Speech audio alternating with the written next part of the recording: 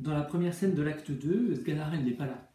Mais on en apprend un peu plus sur la recherche de Valère et Lucas, puisque l'acte 2 se situe dans la maison de Géronte, qui est le maître de Valère et Lucas.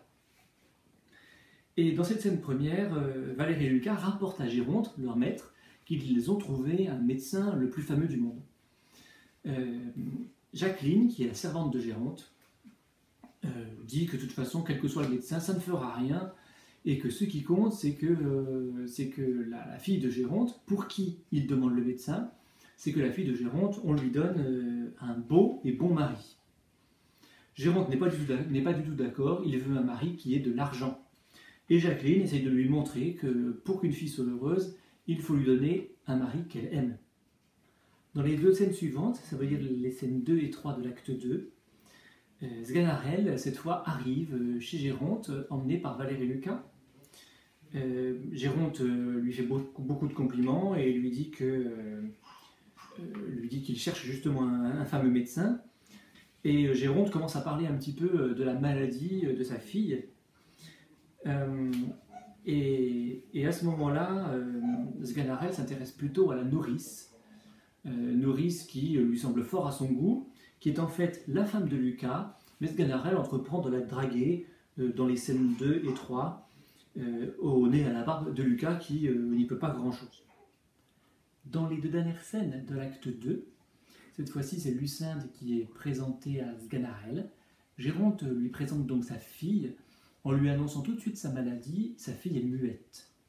Alors elle n'est pas muette de naissance, elle est muette depuis très peu de temps. Et Géronte aimerait bien, il a déjà épuisé plusieurs médecins pour cela, Géronte aimerait bien que Sganarelle puisse la guérir de ce mutisme, parce qu'il entend bien la marier très vite à quelqu'un.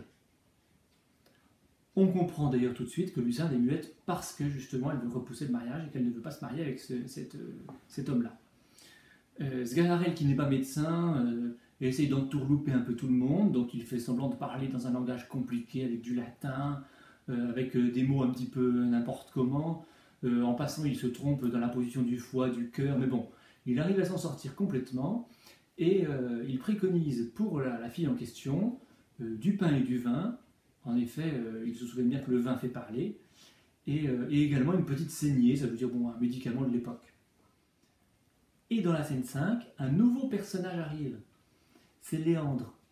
Léandre, alors il ne dit pas son nom tout de suite, mais on en a déjà entendu parler parce que Jacqueline, au début de l'acte 2, dans la scène 1 de l'acte 2, elle a indiqué qu'il y avait quelqu'un qui était amoureux de Lucinde, dont elle était amoureuse, et que ce serait bien de les marier ensemble. Ce que Géronte refuse absolument parce que Léandre est sans le sou.